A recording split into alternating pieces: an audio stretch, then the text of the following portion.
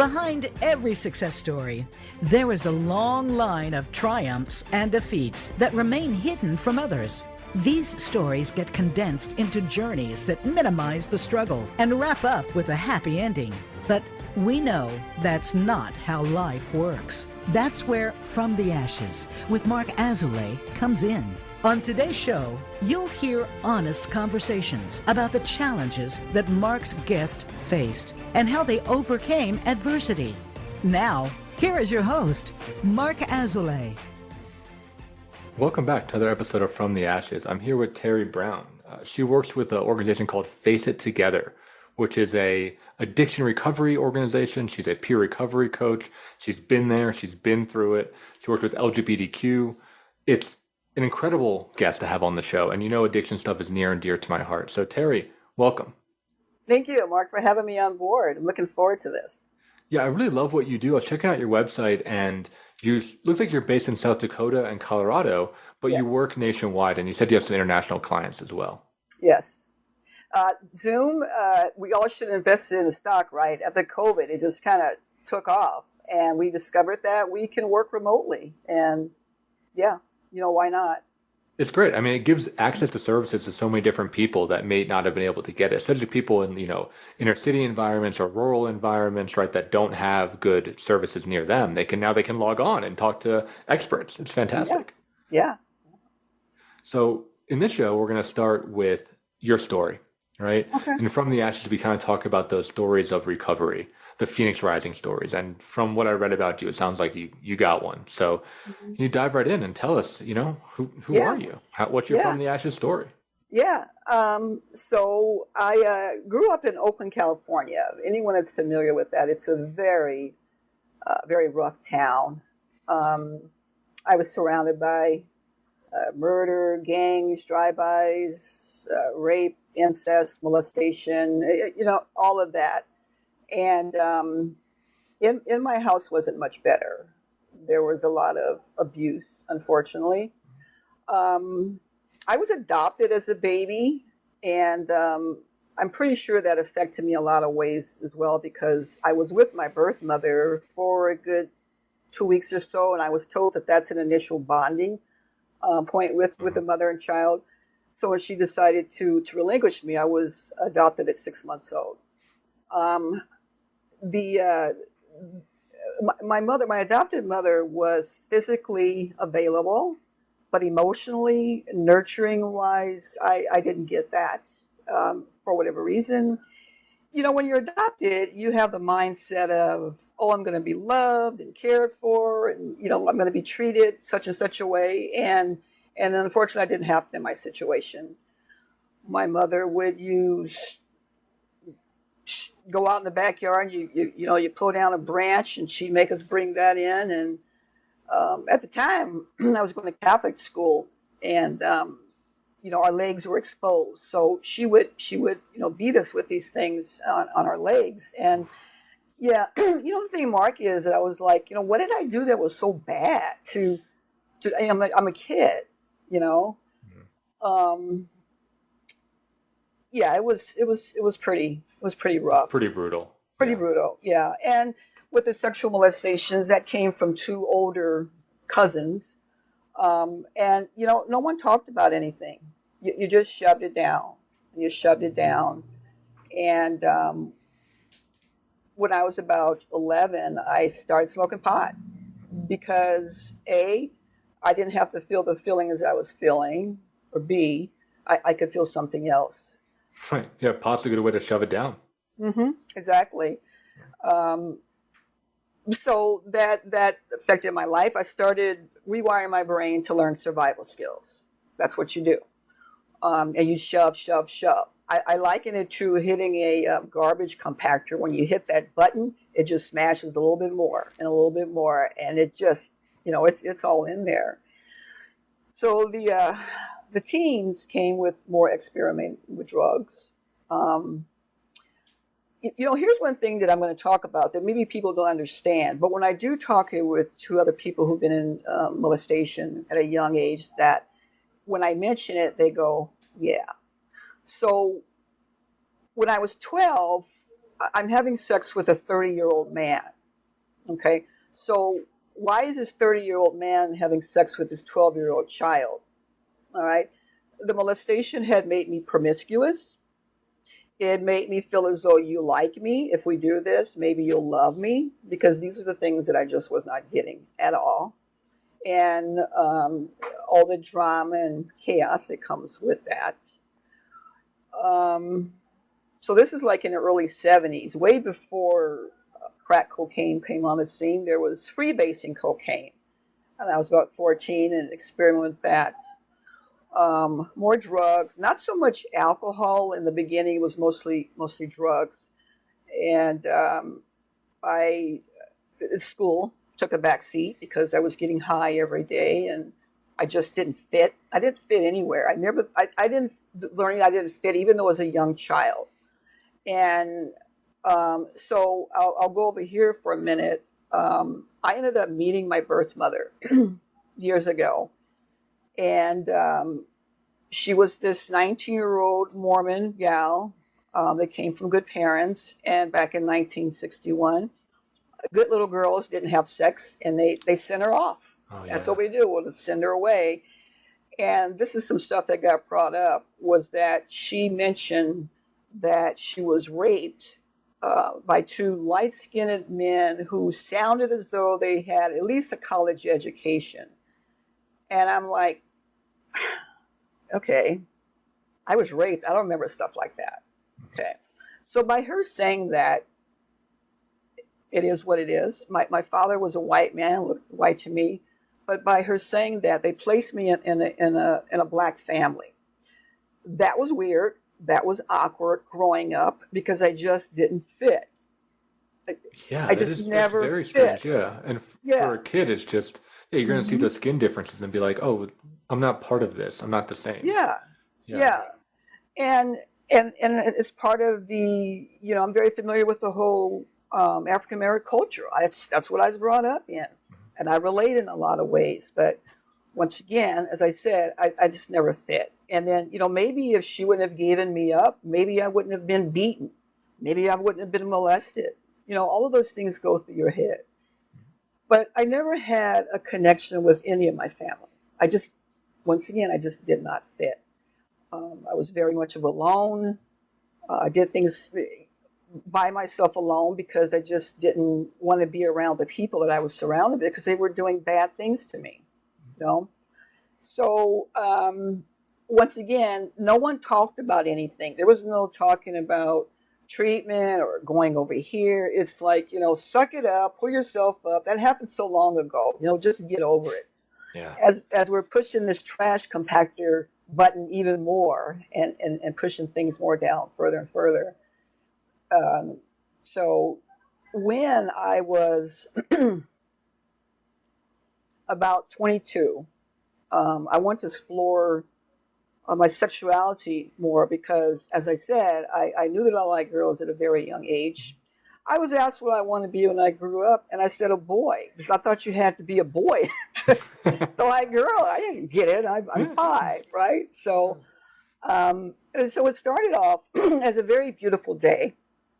I went over to San Francisco. I used to always like going over to Berkeley or San Francisco, and I was trying to find myself more. And I did. I had a great day. I met some cool people. I had a few glasses of wine. And I was heading back home. At that time, I was staying with my mother temporarily. And I had $40 on me. And I forgot that BART, which is the subway system, quit running at 12.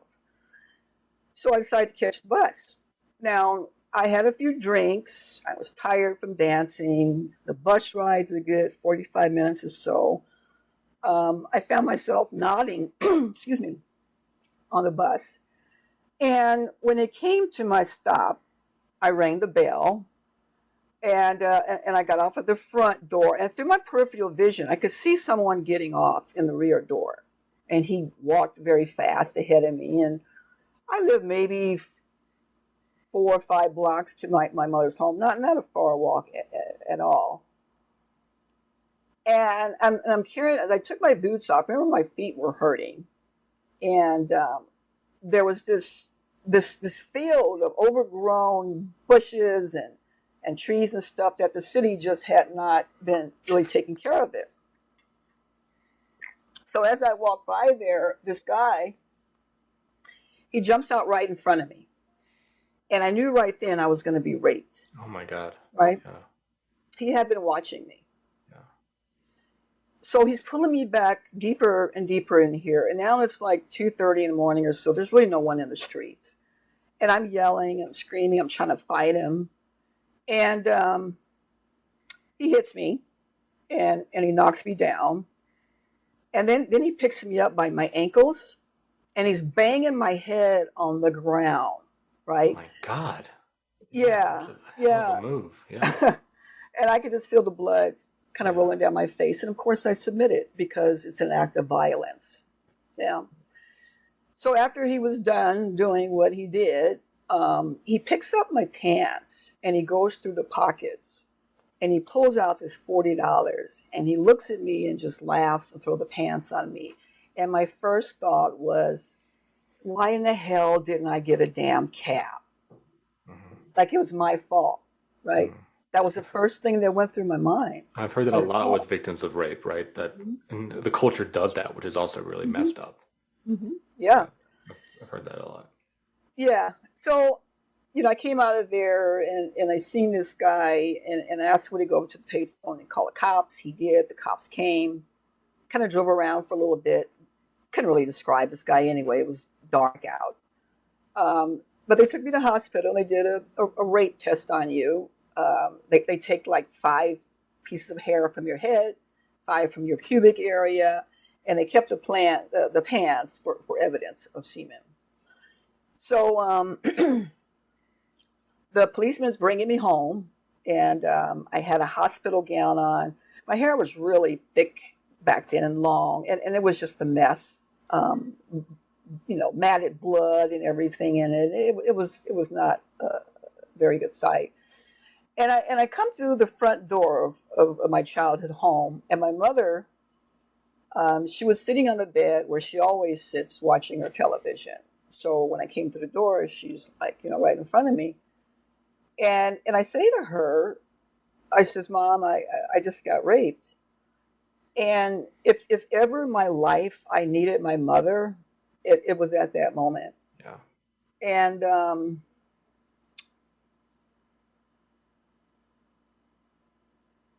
she didn't say anything. She didn't do anything. She didn't come over and hug me. Honey, I'm sorry this happened to you. Any of that. And I just put my head down and I walked up to my childhood bedroom and I just cried. And I was so sore because my neck and the back and the banging me and all that. And that was the start of me. F you, screw you. Life is about me now. Okay. Yeah. Because of the first 21 years of my life, my environment had just shit it all on me. And I got upset and mad. I mean, why wouldn't you? Right. And I also turned to crack cocaine. The 80s, when they first came in, I was right there. And it was doing powder. Now there's, and it was like, that's it. And so I call it Crack Alley. I went down Crack Alley for a while. And I made some decisions that were not very good. I lied, and I cheated, and I stole from my mother.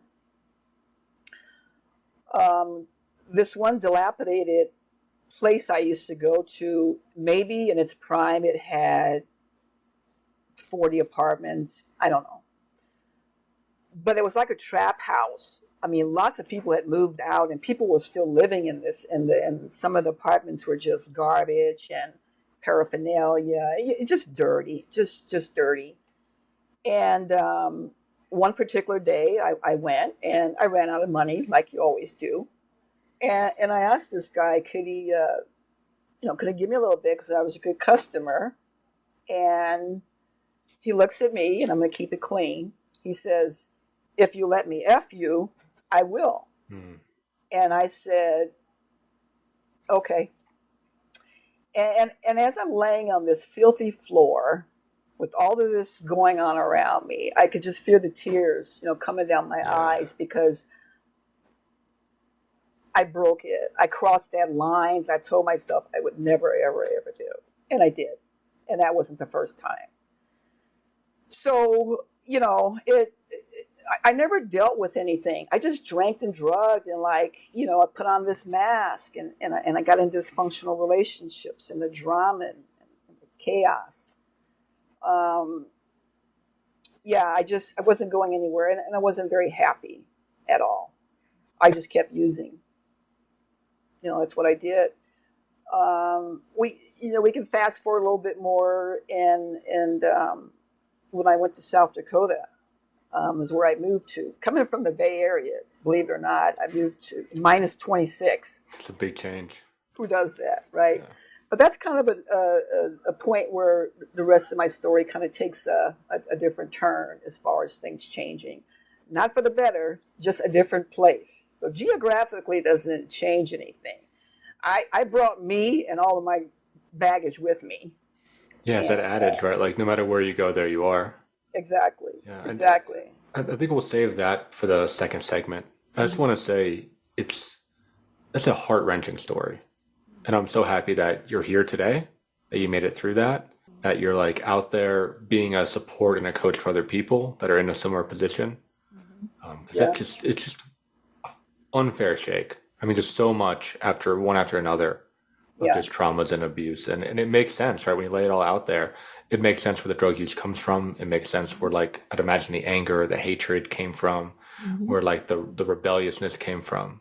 Yeah, most definitely. Yeah, had to. Yeah. You said, in that moment, I mean, I was tearing up as you were talking about that moment after the rape. It's of course you vowed to be fuck everything. It's all about me now.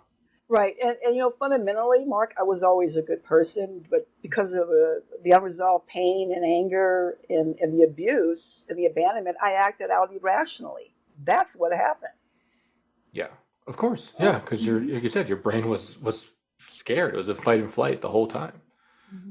So we're going to move into our first commercial break. When we come back, we'll hear more about the South Dakota chapter, and then we'll hear about the recovery and how you became, the woman you are today. Yeah. So if you're listening, hang on in there. This is a powerful story, and we'll catch you on the other side of the commercial break. Become our friend on Facebook. Post your thoughts about our shows and network on our timeline. Visit facebook.com/Voice America. In Mark's work with high performers and business owners, it is becoming increasingly clear to him that their biggest obstacle to success is themselves. They are experts in their field, but are dragged down by their anxiety, poor time management, inability to focus, or self-sabotage. His role is to help you overcome these emotional and organizational issues so that you can truly excel in your business and your personal life. One of the most common hurdles that he sees is perfectionism, a crippling anxiety around performance. It's a fear of not being good enough, being publicly embarrassed, or of disappointing others. These fears paralyze brilliant people and bring them to their knees. This course will help you to break free from this mental prison and have more agency in your world. In this online course, we will break down the prison of perfectionism so that you can break out of it. For more information and to sign up, visit mark-azulay.teachable.com. That's Mark, MARC-azulay, AZOULAY.teachable.com. Where can you listen to some of the world's top life coaches ready to dish out success tips and entrepreneurial guidance? The Voice America Empowerment Channel will do just that. Whether it's personal growth, building a better business, or inspirational life stories, make it a daily habit to tune into our programs. From weight loss and personal branding to law of attraction and increased happiness, you'll find it every day at voiceamericaempowerment.com. The Voice America Empowerment Channel. It's your world. Motivate, change, succeed.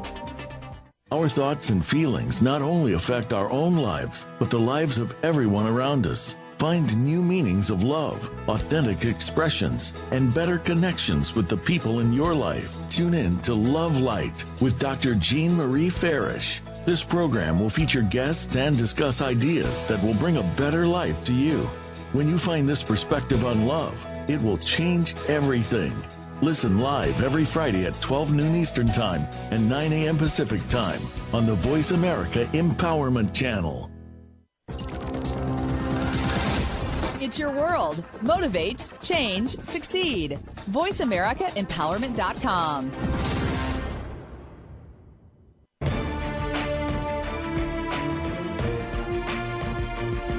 You are listening to From the Ashes with Mark Azoulay. To reach the show today, please call 1-888-346-9141. That's 1-888-346-9141. Or send an email to podcast@mark-azoulay.com. Now, back to From the Ashes. Welcome back to our show. I'm sitting here with Terri Brown. Just hearing your story of recovery and I guess of trauma, truly. I mean, from being adopted, from molestation to rape to crack cocaine use to the sense of really not belonging, right? Not fitting in kind of your whole life.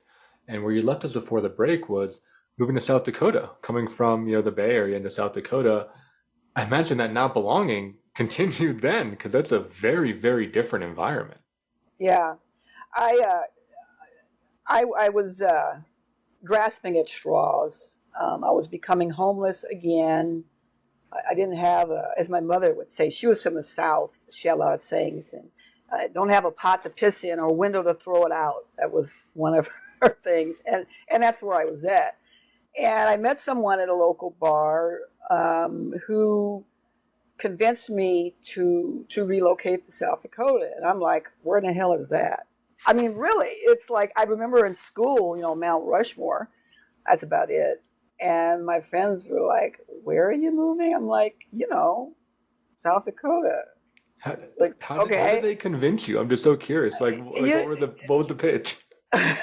Well, okay, so this wasn't like a romantic thing or not. It was this gal that I met, and she was part Native, and she would get checks each month from the reservation, and she would come to San Francisco once a month. It was or once a year. It was kind of her thing, her gift to herself, and she liked me, talking with me, visiting me. There was nothing sexual about this whatsoever, but I told her what was going on in my life. And she very willingly said, Terri, I have a big home. I have a large basement I remodeled. You'd be welcome to come.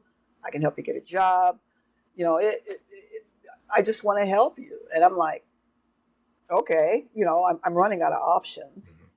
And it was right before Christmas of 93. It was December the 12th of 1993 is when I moved. So I sold little stuff I had, said goodbye to friends, and got on a plane. And she met me in Omaha, Nebraska, late at night. And okay, I'm about to start my new life. I get a job working at a meat packing place, which I'm like, all right, I need a job, right? And within 1 week, Mark, of being in South Dakota, this woman had flipped and was drinking. We were all drinking one night, and she didn't like the way that I was kind of getting along with her husband. We were joking and such, and she attacked me. Oh, my God. Yeah, just right out of the kind of blue, and ended up having the cops being called, and she's telling them that I owed her money for the flight here and all that, which wasn't true. She was keeping my stuff. So I ended up going to a homeless shelter, this place called Children's Inn. It was for women and their children who had to lead some not too good lives their own self. And they let me stay there. And I still actually have today this mama teddy bear holding its little baby that they gave to me because it made such an impact on me that these people were willing to help me. I had nowhere to go.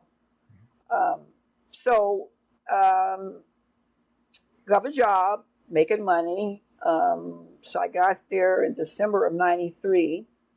From April of 94 through February of 98, in those 4 years, I managed to get 7 DUIs, went to prison twice, prided myself on them not catching me with any drugs. Like, I got over, whatever. But, why didn't I figure it out after the third one? The first time I went to prison? My last one was a 5-year sentence that I got for DUI, felony, hit and run. And I left the scene because I knew it was going to happen. I've been down this rodeo, and it's just irrational thinking. I think the fifth one, a friend of mine, we were drinking one night, and we came up with this bright idea because the judge had made me go down and take the license plate off of my vehicle and bring it up back to the court. Like, that's going to stop me from driving, right? Okay. The car still works. It works, and right? now you're undetectable. Exactly. So she comes up with this great thing. When you buy a used vehicle, you have a temporary piece of paper, date to date. And she comes up with this bright idea of some dates in transit or something, whatever. And I got around for months like that. But this particular night, I was out drinking and driving, is what I did. And I could see the cop. He was looking, I was looking through my rearview mirror, and I could see him looking at that and probably thinking, what the hell is that, So he gets behind me, and I'm at a light, and I'm thinking, okay, what am I going to do? So the light turns green, and I go. I just take off, okay? And, of course, he's got the lights on, and he's behind me, and I'm turning this way, that, whatever. And they finally got a cop car to pull in front of me to, I barely had time to put it up and park, and the cop behind me pulls me out of the car. He's got my face on the ground, and he's cuffing me up. And he gets me up, and he says to me, why didn't you just stop? And I said, well, I knew it was going to happen. I wanted to get it home before you told it. And he looks at me and he says, are you serious? I'm like, yeah. Irrational thinking at its best. That's what happened. Mm-hmm. I knew it was going to happen. The SR-22, the fines, the impound lot. All I seen was dollar figures adding up because I've been to this rodeo several times, right? Yeah. You want to make it a little more convenient, save some money. Yeah, exactly. You accepted it as the future, as your fate. Yeah. Right, exactly. And one of my problems was that I always told myself, damn it, not again. Mm-hmm. Oh, well, I've done it before. I can do it again. Mm-hmm. That was my mindset. That just wasn't working out too well. So I'm in prison for a 5-year sentence. And I've tried everything I could do. I'm 37 years old. I tell myself, Terri, you can't keep living like this. This isn't working. And so on prison grounds, they have sweat lodges. Are you familiar with them? I am. Yeah, we have them in Colorado too. I was surprised to read in your bio that they do that in prison. I didn't know that. Yeah. They're yeah. And so I asked. Can you walk through for our listeners just in case they might not be? Yeah. So it's a man-made like dome thing that a lot, 15, 20 people can get in because you go in, you're kneeling, you're not like standing up in it. And then there's people who are in charge of certain aspects of the switch. There's the one that gets the rocks going. There's another one with more the peace pipe using. And so everyone has a job to do in that. And I asked one of the Native American girls, could I go in? I want to try something different. And she says, yeah, Terri, but, make sure you drink a lot of water. It gets really hot in there. I'm like, okay. So the day comes, and I go in there, and it is so hot. I mean, it's just like crazy hot. And I'm telling myself, I can't do this. This other part of me is going, yeah, you're going to stay. You're going to let yourself experience this. And I want to point out that I've never been a religious person, but I've always been a spiritual person. That's always been with me, mostly for the beauty of the earth. I love. One time when I was a kid, I used to walk up to this Nolan Park that had a creek that ran through it, and I, being a little tomboy I would go walking around and finding frogs or what have you. And I found a lot of peace in that. That was my getaway from my environment. And unfortunately, one day I turned around and this guy was following me, and I hurried up and got out of there. And that was so, like, why? My only getaway, why did this have? I was smart enough to get out of there because I knew something was going to happen to me, right? So, but anyway, I'm in here and it's hot, and I'm starting to pray to something, God, karma, universe, whatever, to help me withstand the heat. Maybe within 15 minutes or so, I don't know. The heat starts to dissipate, and I'm like, all right, well, that's working. Then I started praying to have the desire of drugs and alcohol to leave me.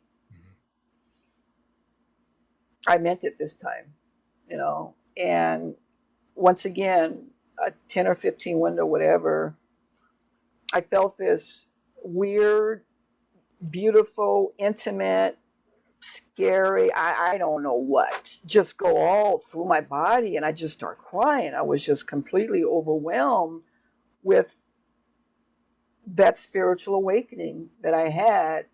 I call it my burning bush moment, what have you. And Mark, I knew without a doubt when I left out of prison, I would never drink or drug again in my life. And I haven't touched anything.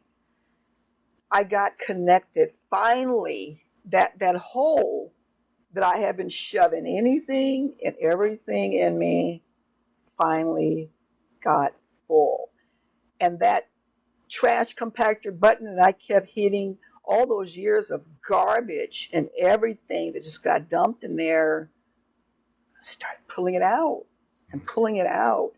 And when I was a little kid, this is what I liken it to.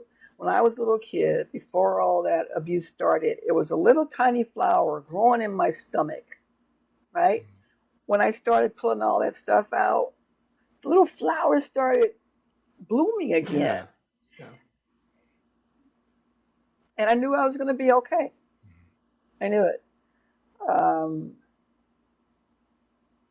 Yeah, but I had to, in the beginning, the desire was gone. It was lifted all the way. I can honestly say that was an issue, but I had to change the way I was thinking. I had to rewire my brain now back from survival skills to life skills. And that's what I was doing, to put in the work. I had to learn to humble myself and put the instant gratification on the back burner. I had me a little studio apartment I found out in Rapid City. I went out there instead of going back to Sioux Falls because I wanted to change my playmates and playground. And those who are listening, Rapid City is like close to where Mount Rushmore is at. It's on the west side of the state. And so I bought me a little cheap bike from Walmart, and I learned the bus system. I was out on parole now, and I humbled myself, and I got around. I wasn't going to get my license back for 2 years. But towards the end of that, friends of mine took me out, and I bought a Blazer. And I parked it outside in my little studio apartment with the Murphy bed. It was tiny, but it was better than prison. And every day I leave, I look at it, and I go, not today. And I get on the bus, get on my bike. Now, see, here's where I knew it was working. The old me would have been like, screw that. I got a car here, right? Yeah. But that was the problem. I wasn't legal yet. And so I waited. And to me, that helped me see that I can humble myself, and I could, not have instant gratification. And it was paying off for me. So why not continue it? Right? You got to practice that every day. Exactly. Yeah. Exactly. Things are going good. I got money in the bank. I'm paying fines. I'm paying everyone. And my life is starting to move in a direction finally that's good.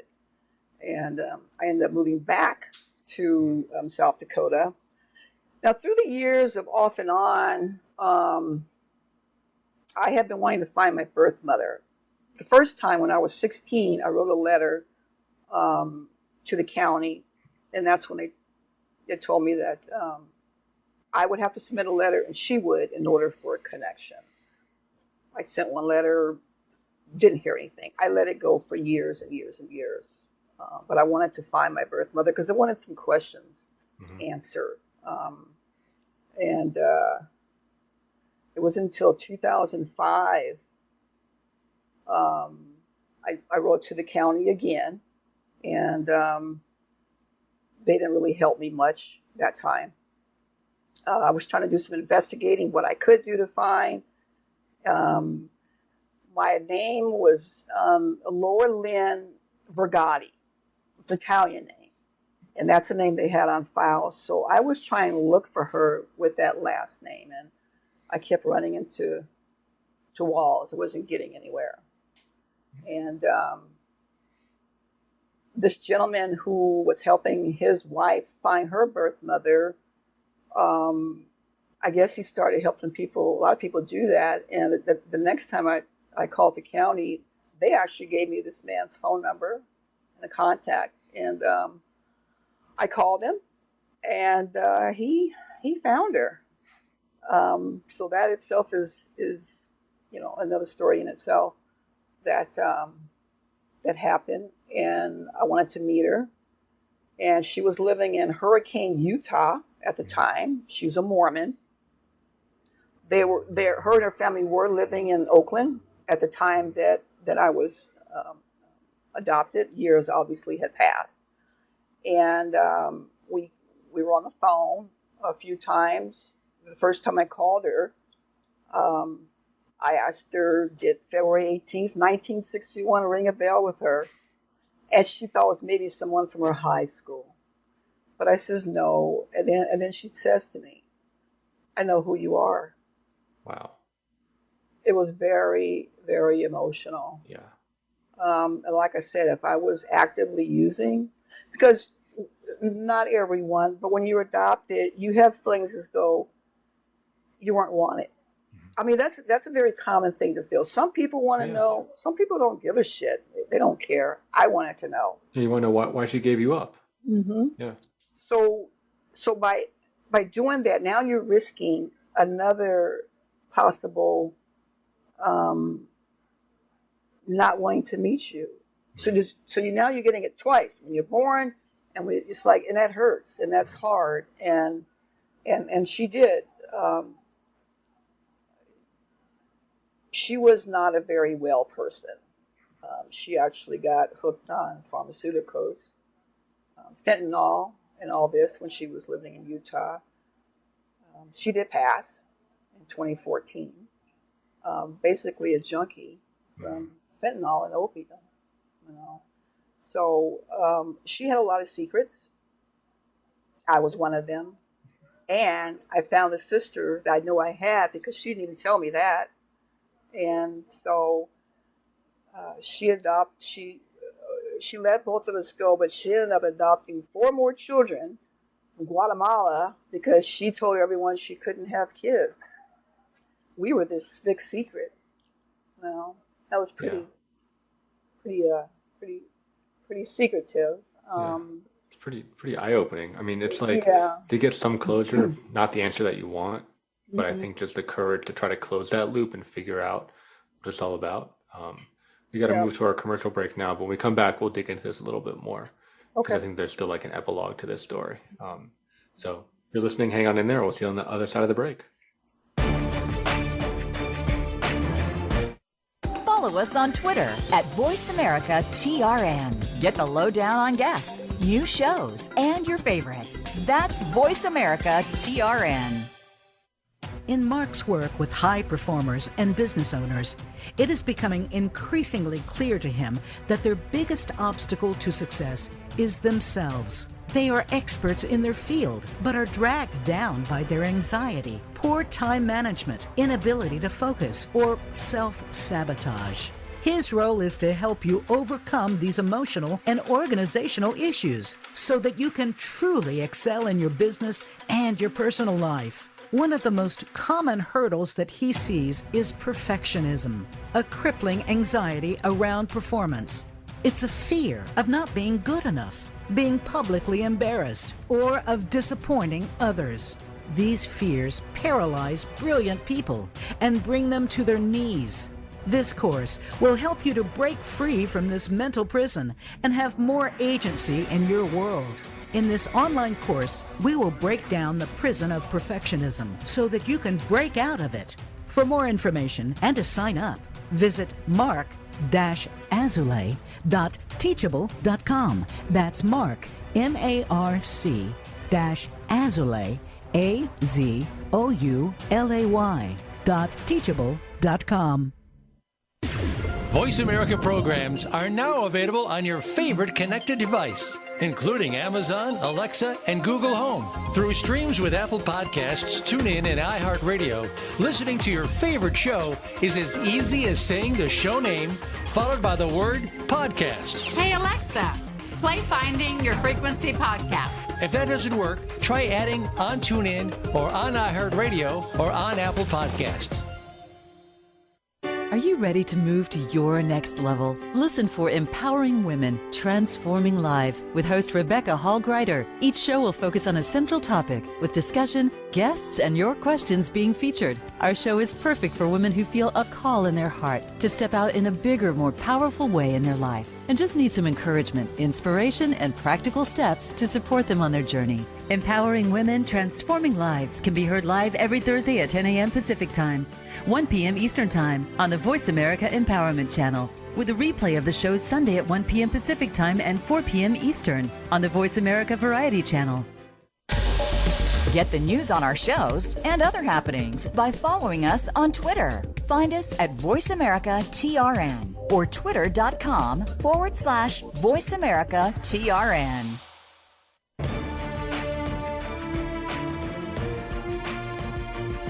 You are listening to From the Ashes with Mark Azulay. To reach the show today, please call 1-888-346-9141. That's 1-888-346-9141. Or send an email to podcast@mark-azulay.com. Now, back to From the Ashes.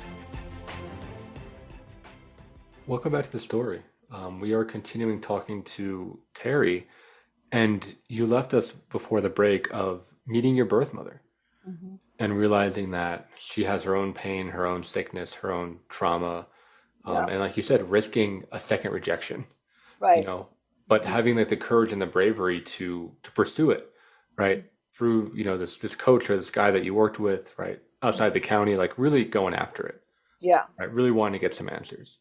Yeah, and I did, and that's what I wanted from her. You know, you have I just want to know why, any health issues, what have you, anything like that.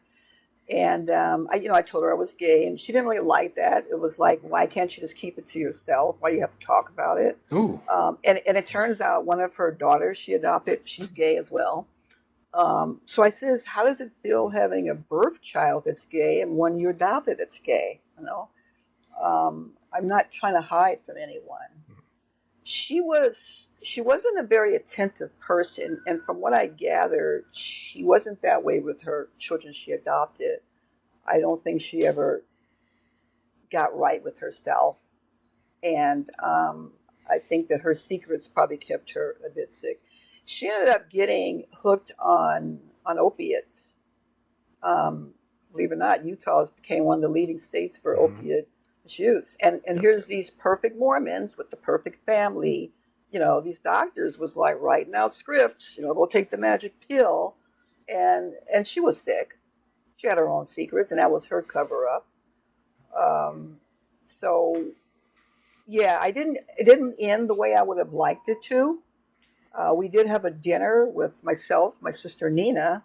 It was the first time she met our birth mother, and her other two daughters, and I could just feel her staring at me from across the room, just looking at me, and it made me so vulnerable because I was her firstborn child, that she gave away or what have you.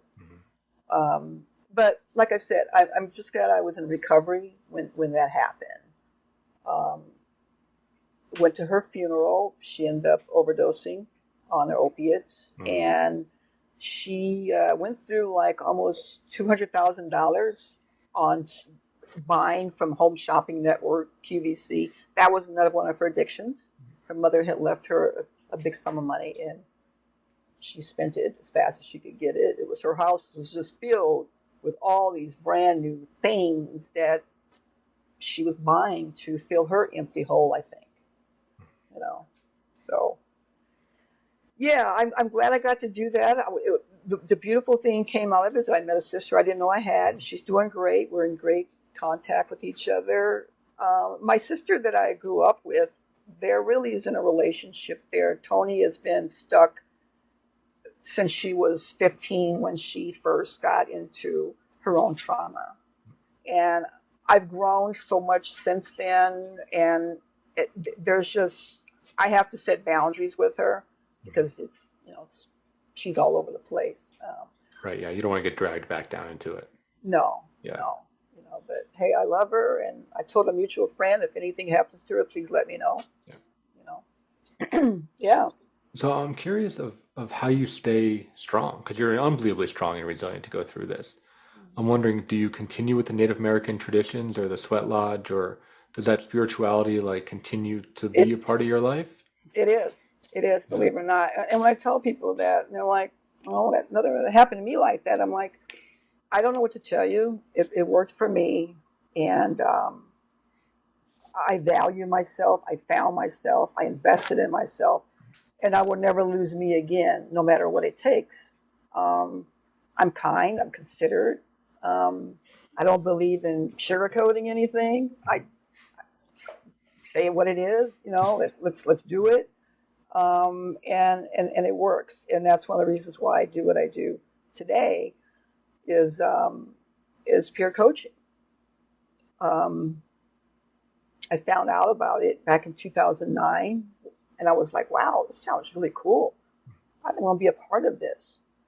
And I applied for a volunteer coordinator position. I didn't get the job, but I was like, I don't care. I just want to be a part of this. So I volunteered from 2009 to 2014. And I've been on payroll since then. So I've been with the organization for quite a few years.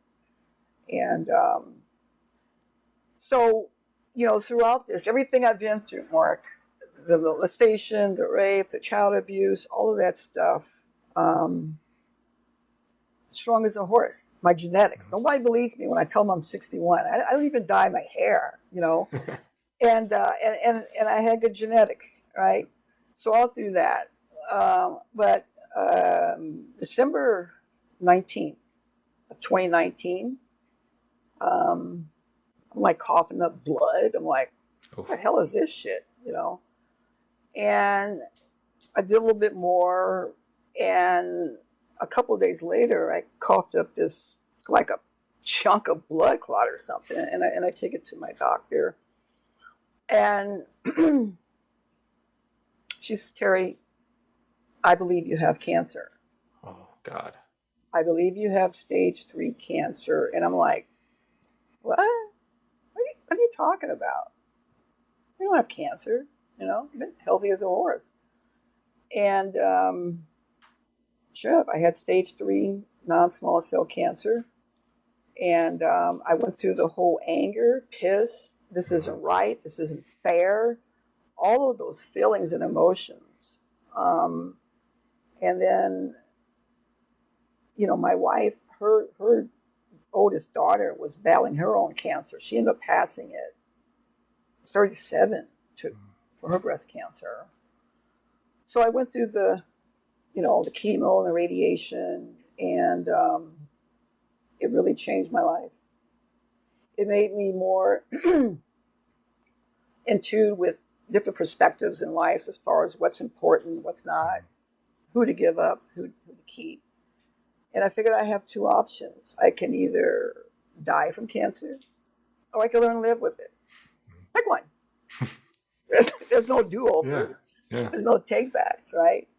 And that's what I did. And my doctor tells me my attitude has a lot to do with where I'm at. I had my last scan here in June. I'm 21 months in remission. Congratulations. That's big. That is big. That is big. And it's easy to sit and go, I've been through shit and hell and back. Now you give me this. But the fact of the matter is, what makes me so special? Millions of people get it. What you going to do with it? So for some people, clients I work with, I don't share with everybody because, it is what it is. But I don't use it as a poor me by any means. Okay.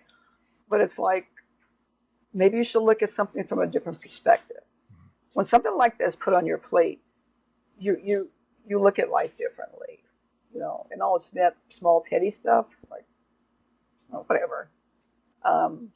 So that has been a challenge later in my recovery was walking through that.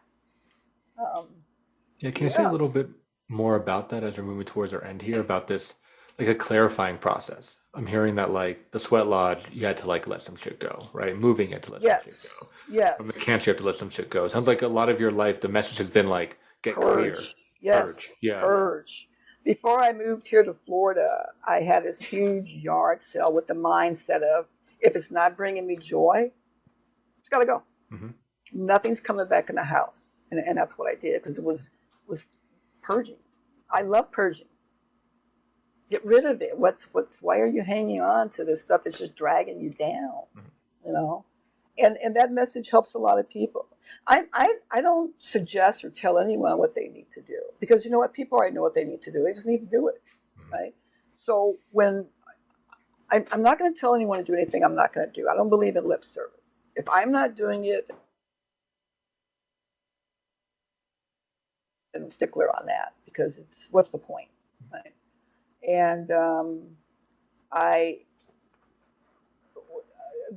for me, the purpose of life is a life with purpose. Find out what yours is. And part of mine is that, how can I help people see that they can have a better life? That's it. Is start changing our mind and thinking differently. Change your thoughts, you change your world. That's one of my mottos. And I can't tell you how much joy it brings me knowing that I've helped someone come through the crap and toxicity and come out doing okay on the other side. That makes what I do worthwhile, is helping others see the light. Yeah. It's unbelievably inspiring, right? I mean, you get to be the person that you wish you had. Yeah. Right? And you get to be that person that walks through the darkness with people.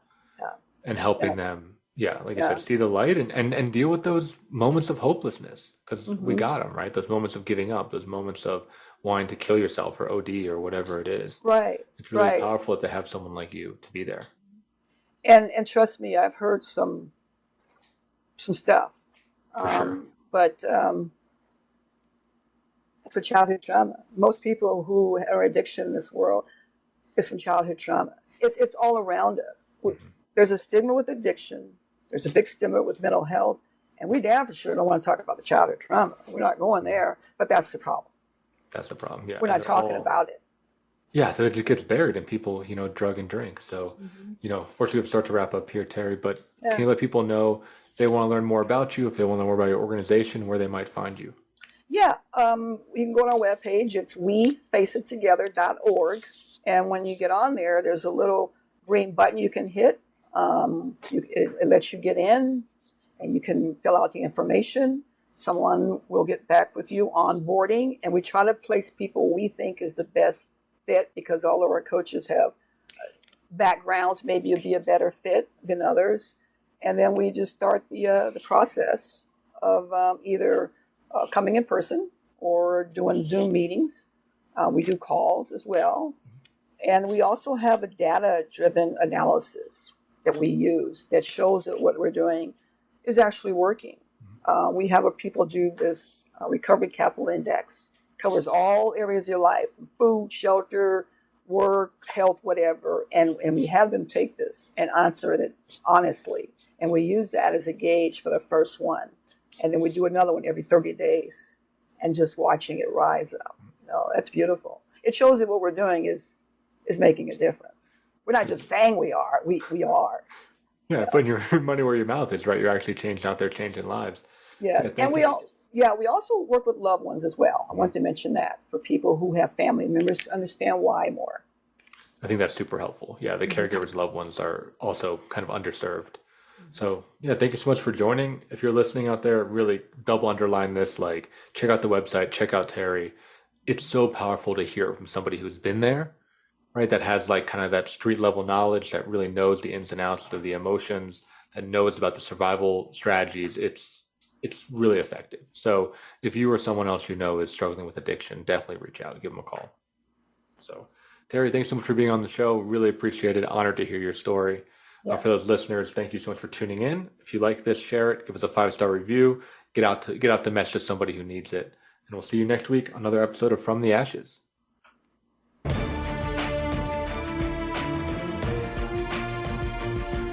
Thank you for joining host Mark Azoulay on From the Ashes. Be sure to tune in again live next Friday at 2 p.m. Eastern Time and 11 a.m. Pacific Time on the Voice America Empowerment Channel, or subscribe on your favorite podcast platform.